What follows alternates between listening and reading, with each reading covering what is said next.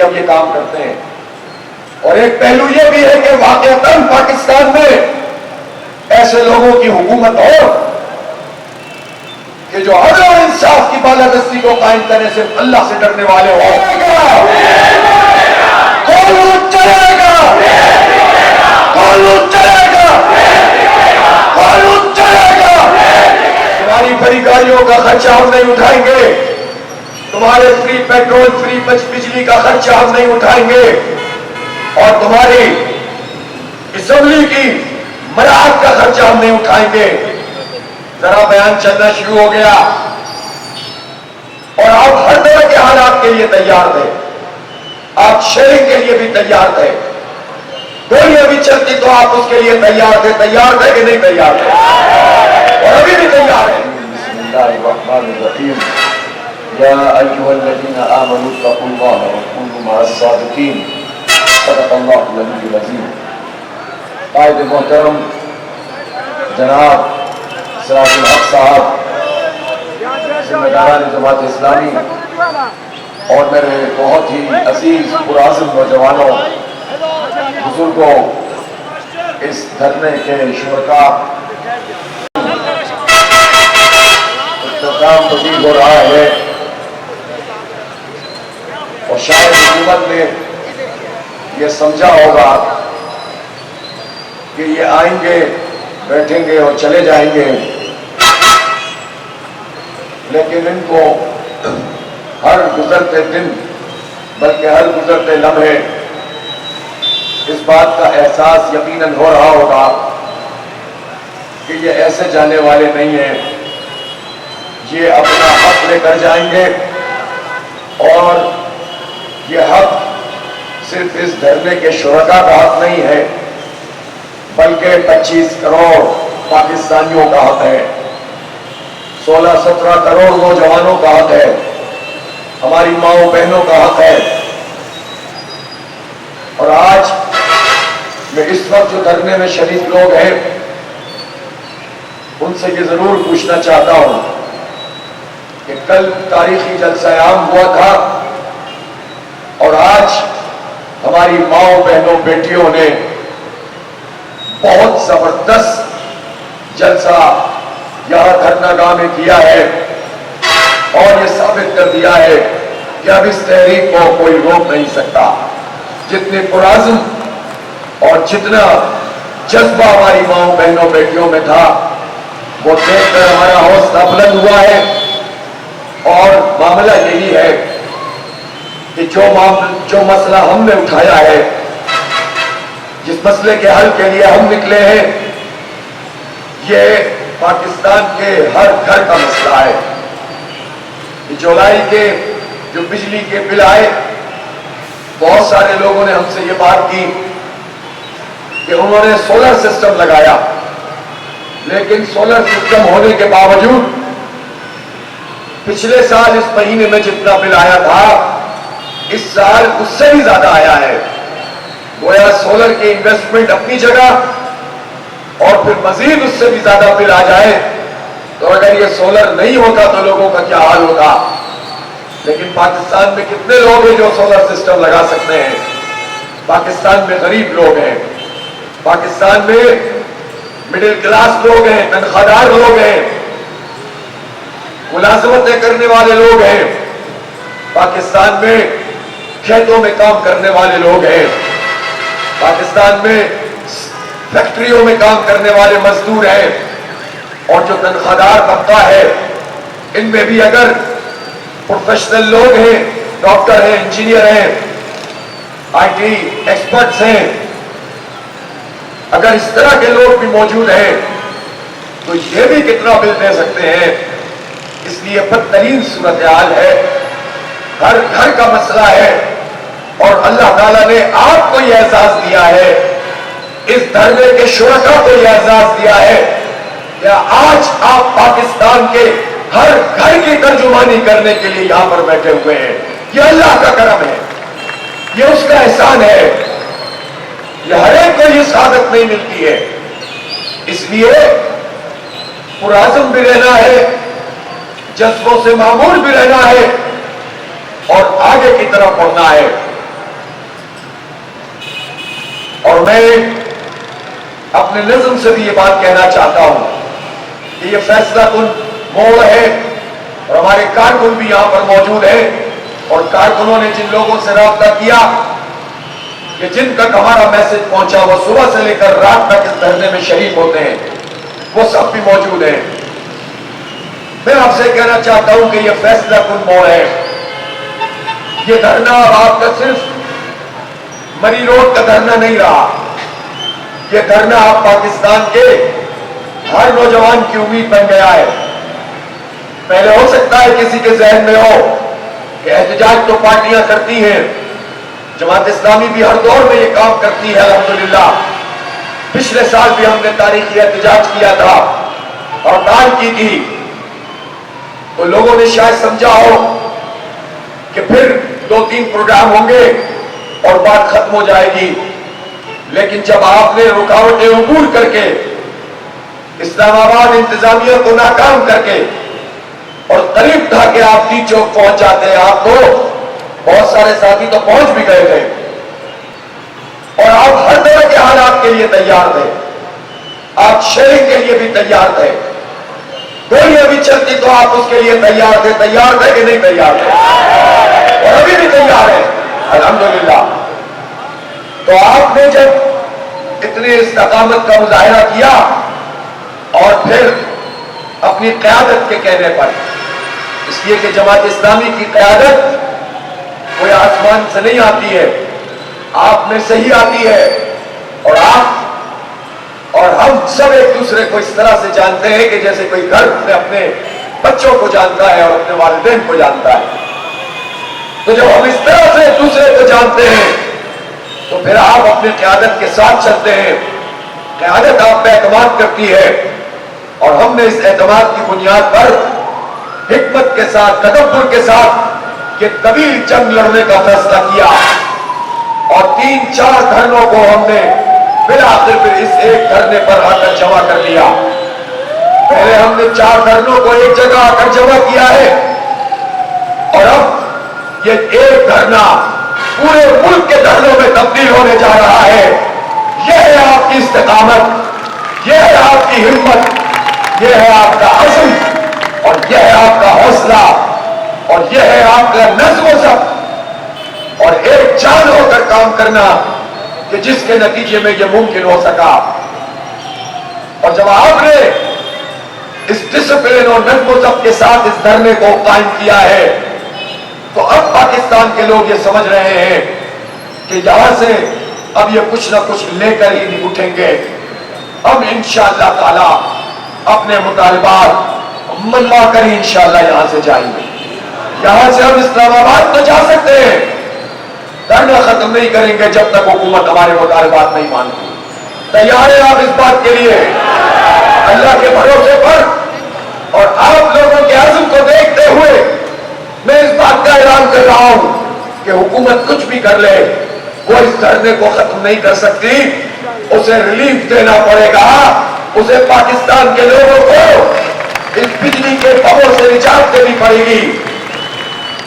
جتنی بجلی کی قیمت ہے اتنی وصول کرو، تمہاری عیاشیوں کا خرچہ ہم نہیں اٹھائیں گے، تمہاری بڑی گاڑیوں کا خرچہ ہم نہیں اٹھائیں گے، تمہارے فری پیٹرول، فری بجلی کا خرچہ ہم نہیں اٹھائیں گے، اور تمہاری اسمبلی کی مراعات کا خرچہ ہم نہیں اٹھائیں گے۔ ذرا بیان چلنا شروع ہو گیا کہ جو پارلیمنٹ کے ممبرز ہیں ان کی بجلی فری ہے، چیخ کر سامنے آ رہے ہیں، چل آ رہے ہیں پارلیمنٹیرین جن کی اکثریت جعلی طور پر مسلط ہے فارم 47 کی بنیاد پر۔ باتیں ان کی سنو، اعتراض ان کا سنو، اور ان کی حرکتیں دیکھو کہ آئے جعلی طریقے سے مسلط ہو کر، گڈ پالیسی ہے، اور کہتے ہیں کہ ہم بجلی فری استعمال نہیں کرتے۔ تو یہ بتاؤ کہ جو تمہیں اتنے سارے ایئر ٹکٹ ملتے ہیں وہ ملتے ہیں کہ نہیں ملتے؟ وہ ملتے ہیں ان کو ایک میٹنگ کے الاؤنسز ملتے ہیں۔ انہوں نے مل کر اس بجٹ کو پاس کیا اور اپنی مراعات میں اضافہ کروایا، اپنے پیسوں میں اضافہ کروایا، یہ مراعات حاصل کرتے ہیں۔ یہ تو چلو سامنے کے لوگ ہیں، لیکن جو ٹاپ کی بیوروکریسی ہے اس کی گاڑیاں دیکھیں، ابھی سراج الحق صاحب اس کا تذکرہ کر رہے تھے. یہ دو طرح کی مراحت ہوتی ہیں. ایک تو ان کو پیٹرول فری ملتا ہے ذاتی استعمال کے لیے، اور دوسرا ان کو جو گاڑیاں ملتی ہیں کچھ ذاتی استعمال کے لیے اور سرکاری. کئی کئی گاڑیاں، ایک ایک افسر، ایک ایک وزیر، ایک ایک مشیر رکھا ہوا ہوتا ہے. اور صرف وزیر مشیر نہیں، ان کے جو کار خاص ہوتے ہیں ان کے پاس بھی ہوتی ہیں. یہ لوٹ کا نظام ہے کہ جتنا چاہو لوٹ لو. سرکار کا پیٹرول ڈلتا ہو، یہ سرکار کا پیٹرول نہیں ہوتا، یہ میرے اور آپ کے خون پسینے کی کمائی ہوتی ہے، اور اس کو وہ سرکاری خزانہ کہتے ہیں. اور وہ پیٹرول ان کو فری ملتا ہے. اس سے اینکر سے پوچھا کہ حکومت یہ کہتی ہے کہ آپ کی ڈیمانڈ تو صحیح ہے، بجلی تو واقعی مہنگی ہے، پیٹرول تو واقعی مہنگا ہے، اور آئی پی پیز کا واقعی مسئلہ ہے، لیکن جتنی ڈیمانڈ سے وہ قابل عمل نہیں ہے، اور آئی ایم ایف ہمیں یہ کر دے گا، آئی ایم ایف ہمیں وہ کر دے گا. ہم یہ بتانا چاہتے ہیں کہ یہ پروپیگنڈا کرتے ہیں، جھوٹ بولتے ہیں، دھوکہ دیتے ہیں. میں پوچھنا چاہتا ہوں پرائم منسٹر صاحب، اس بات میں کون سی چیز مانے ہے، رکاوٹ ہے کہ آپ اسی وقت کہیں کہ میں اور میری بھتیجی، ایک وزیر اعظم ایک وزیر اعلیٰ، ان دونوں سمیت اپنے کسی بھی ممبر کے لیے، کسی بھی افسر کے لیے اور کسی بھی جج کے لیے ایک آرڈیننس جاری کروانا ہے کہ اب یہ 1300 سی سی سے اوپر گاڑی استعمال نہیں کریں گے. شہباز شریف اس میں کیا رکاوٹ ہے؟ اور میں تو 1000 سی سی نہیں کہہ رہا، جو دور میں تو 1000 سی سی کی پابندی تھی اور اس پر عمل بھی ہوا تھا. میں تو 1300 سی سی کہہ رہا ہوں. ان کو اس میں بھی تکلیف ہونے لگے گی، ان کو اس میں پریشانی ہوتی ہے. یہ غریب اور مڈل کلاس کو نہیں دیکھتے، یہ اپنی عیاشیاں کم نہیں کر سکتے، پھر کہتے ہیں کہ ہم کیسے یہ کام کر سکتے ہیں. یہ صرف اپنی گاڑی چھوٹی کریں، فری پیٹرول ختم کریں، ذاتی جو استعمال میں سرکار کی گاڑیاں ہیں وہ ختم کریں، تو صرف اس کام سے تقریباً 300 سے 400 ارب روپے کی بچت ہوگی پاکستان کے قومی خزانے کو.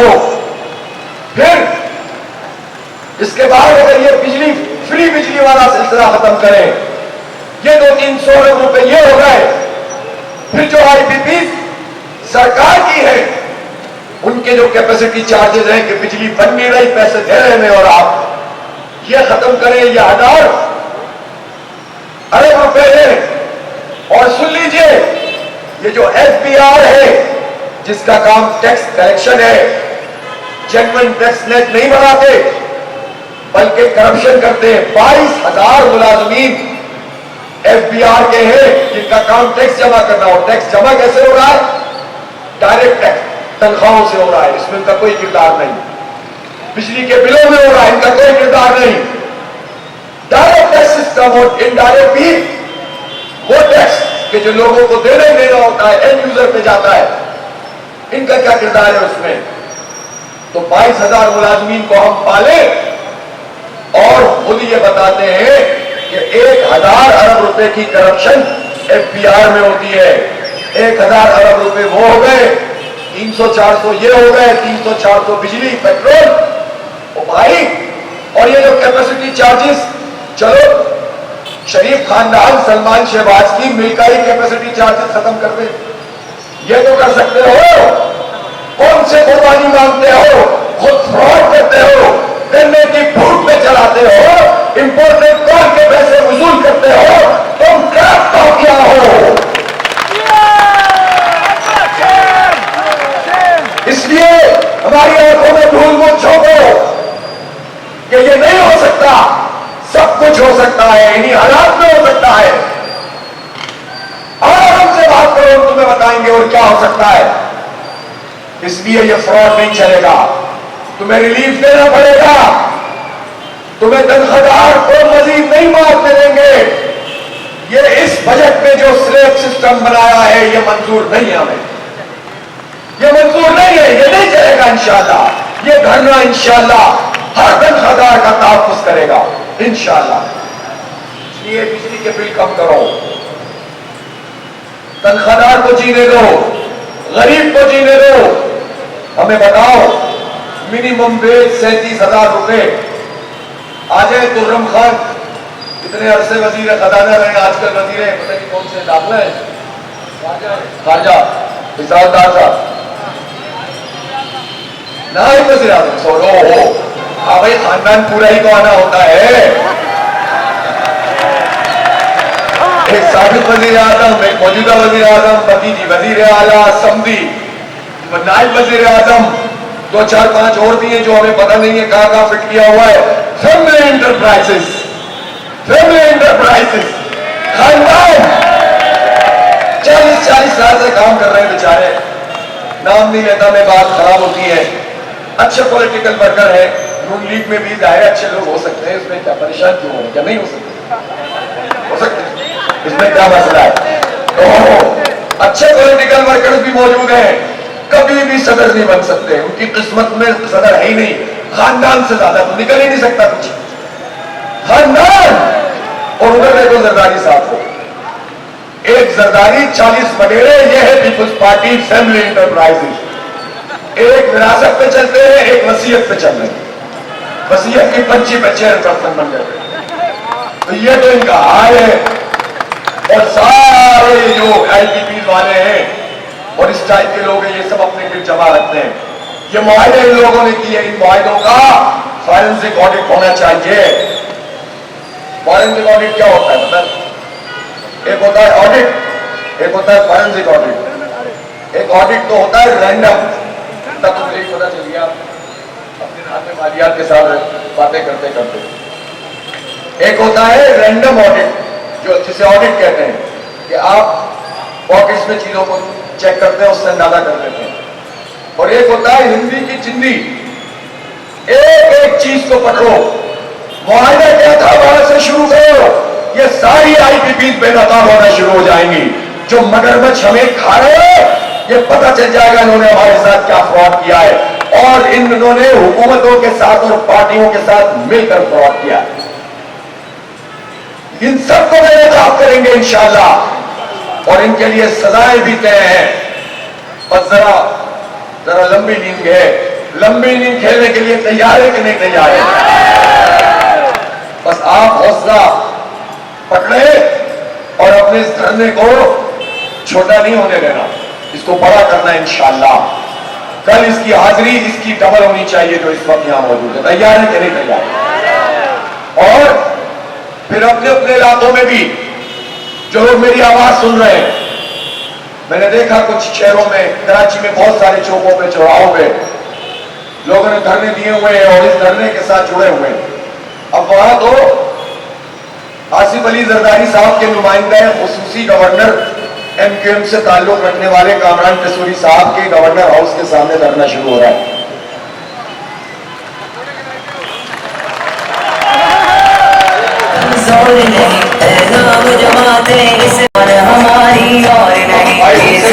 ان سے ہماری بات پہلے ہی طے ہو گئی تھی, پٹوروں کا کوئی ذکر نہیں کریں گے اور نہ تیل کی لڑائی کا.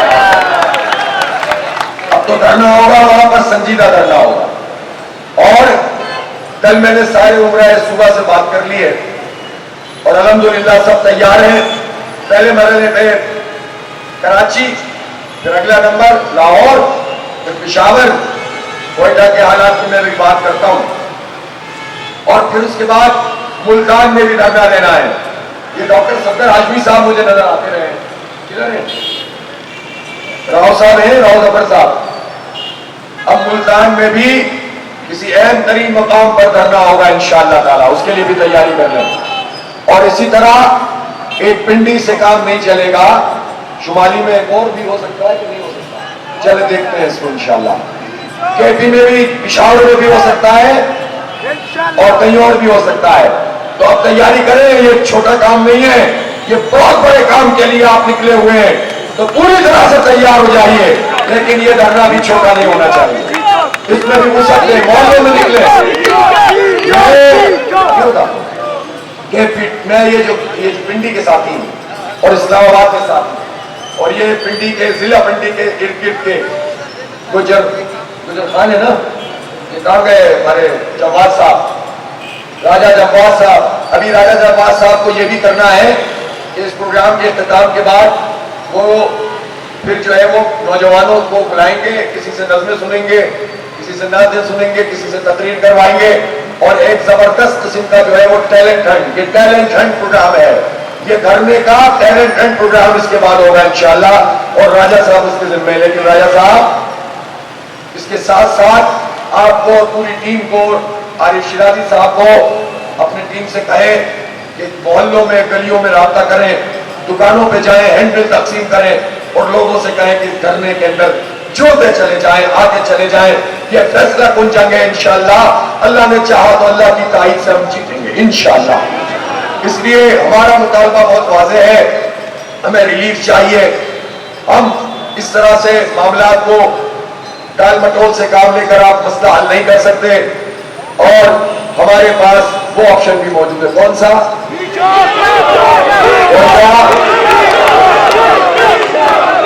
ذرا اور ہلکی لگ رہی ہے مجھے.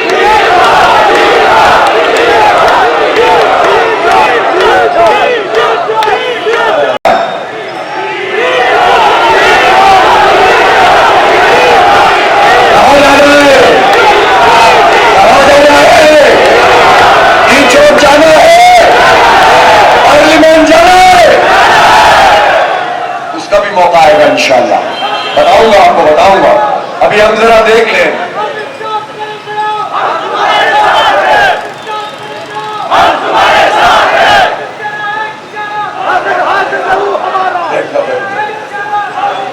انشاءاللہ انشاءاللہ آپ چلیں گے. ابھی ہم ان کو ایک آدھ دن کا اسپیس دے رہے ہیں. انہوں نے کل کہا تھا نا, مذاکراتی ٹیم نے, بڑی اچھے ماحول میں بات ہوئی ہے. مجھے لوگوں نے کہا کہ باڈی لینگویج بہت اچھی تھی. یہ ساری لینگویج باڈی لینگویج ہم دیکھ لیتے ہیں اور چیک کرتے ہیں کہ یہ ہمیں ریلیف دینا چاہتے ہیں یا ڈالنا چاہتے ہیں. اور جب یہ پتہ چل جائے گا کہ ان دلوں میں تیل نہیں ہے, تو پھر خود ہی جو ہے وہ کولو چلے گا اور تیل نکلے گا اور ریلیف ملے گا انشاءاللہ.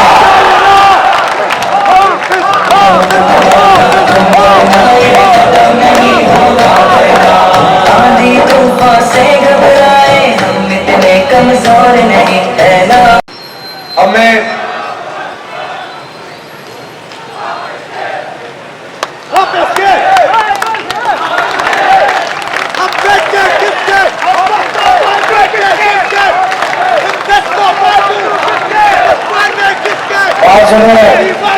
محترم پورے جماعت نے نیا نعرہ دے دیا. کیا دیا؟ کولو چلے گا,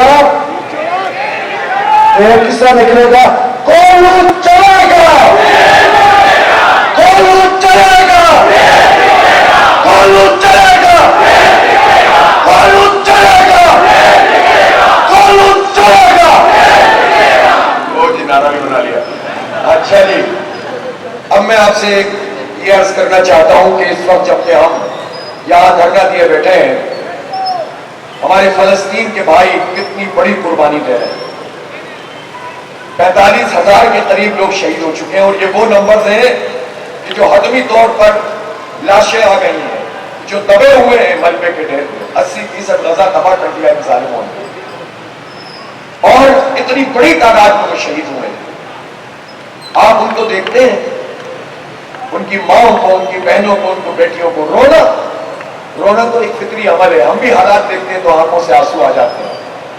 اپنے بچے کے لیے, اپنے پیاروں کے لیے رونا ہو تو روتے ہیں, لیکن اس کے بعد کیا کرتے ہیں؟ اللہ پر توکل کرتے ہیں, اللہ کی بارگاہ میں اپنا مقدمہ لکھواتے ہیں, اور پھر اس عزم کا اظہار کرتے ہیں کہ ہم اسرائیل کے آگے دبیں گے نہیں اور جھکیں گے نہیں.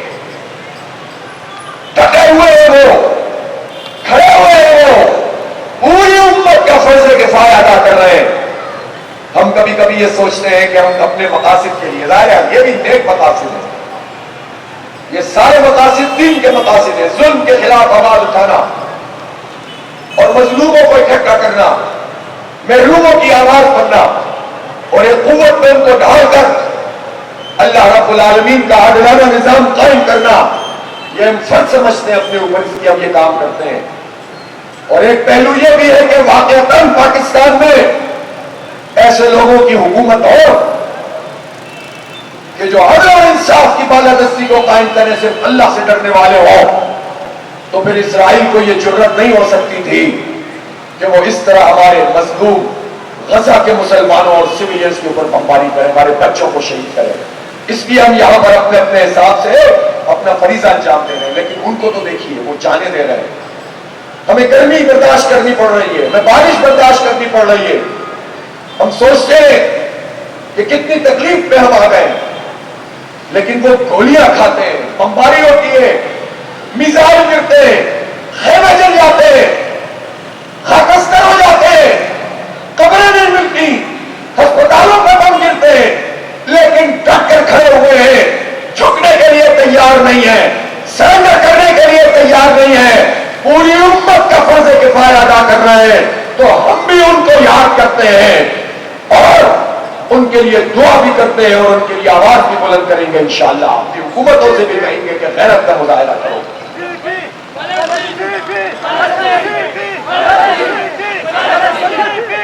3 اگست کو وہ یوم شہداء منا رہے ہیں، اور جو لوگ گرفتار ہوئے ہیں، جو اسرائیل کی جیلوں میں ہیں، ان کا دن منا رہے ہیں۔ انشاءاللہ 3 اگست کو اسی دھرنے میں ہم ہوں گے۔ اگر حکومت نے ہماری بات مانی تو جائیں گے، نہیں مانی تو ہم یہی ہوں گے، اور 3 اگست کو ان کے شایان شان یہ دن منائیں گے انشاءاللہ تعالی۔ عزم کا اظہار کریں گے، ہم ان سے اپنے رابطے کو توڑ نہیں سکتے، وہ ہمارے جسم کا حصہ ہے، وہ مسجد اقصی کی آزادی کی جنگ لڑ رہے ہیں۔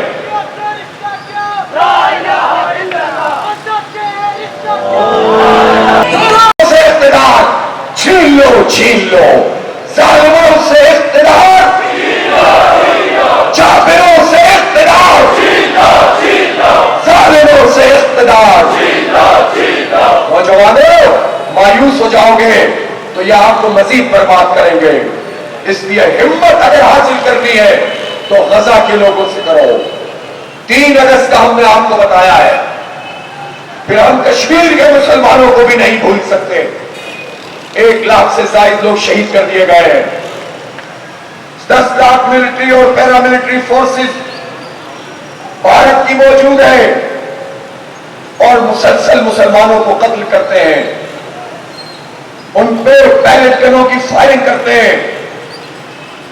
زبردستی انہوں نے اپنا تسلط کیا ہوا ہے، ان کی آبادی کو کم کرنے کے لیے مختلف جگہوں سے ہندوؤں کی آبادی بڑھائی جا رہی ہے، اور کشمیر کے لوگ بھی ہمت سے کام لیے ہوئے ہیں۔ پاکستان کی طرف سے انہیں اچھا پیغام نہیں چاہتا۔ نوجوانوں، اگر حکومت نہیں کھڑی تو ہم تو کھڑے ہوں گے ان کے ساتھ انشاءاللہ۔ 5 اگست کو کون سا دن ہے؟ اس دن اس نریندر مودی نے کشمیر کا جو اسپیشل اسٹیٹس تھا وہ ختم کیا ہے اور اس کو اپنا حصہ بنایا ہے۔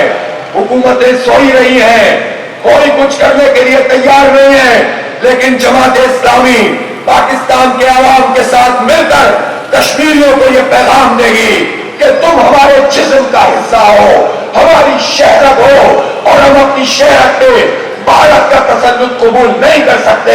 حکمران مزدل ہے تو کیا، ہم تمہارے لیے آواز اٹھائیں گے اور انشاءاللہ کشمیر کو ایک دن آزاد کروائیں گے انشاءاللہ تعالی۔ اس لیے کشمیریوں سے ہمارا رشتہ جغرافیہ کا نہیں ہے، لا الہ الا اللہ محمد رسول اللہ کا رشتہ ہے۔ انشاءاللہ انہی دھرنوں میں جو یہاں مری روڈ پہ اور پورے پاکستان میں ہوں گے، ہم کشمیریوں سے اظہار یکجہتی 5 اگست کو کریں گے۔ 3 اگست کو فلسطینیوں سے اظہار یکجہتی اس کا دن منائیں گے، اور ویسے تو ہر دن ان کا دن ہے کہ ایک امت ہے، اللہ نے ہمیں ایک امت بنایا ہے، یہ ایک جسم کی مانند ہے، اس لیے اس کی تکلیف ہماری تکلیف ہے۔ ان تکلیفوں کا احساس کرو اور اپنے آپ کو دیکھو کہ ہم کیا کر رہے ہیں، اور ایک نئے عزم سے ہم کنار ہو کر ظلم کے اس نظام کے خلاف ڈٹ کر کھڑے ہو جاؤ، انقلاب کی تیاری کرو، اور اس کے ایک مرحلے کے طور پر ہم نے یہاں پر یہ دھرنا کیا ہے، اس دھرنے کو کم نہیں ہونے دینا، اس کو مزید بڑھانا، اس کی قوت میں اضافہ کرنا۔ انشاءاللہ کامیابی تمہارا مقدر ہے، پاکستانیوں کا مقدر ہے، پاکستان کے نوجوانوں کا مقدر ہے، ماؤں بہنوں کا مقدر ہے، اور سب کو ایک امید سے اور یقین سے ہمکنار کرنے کا ایک سب سے بڑا ذریعہ یہ کرنا بنے گا۔ وآخر دعوانا الحمدللہ رب العالمین۔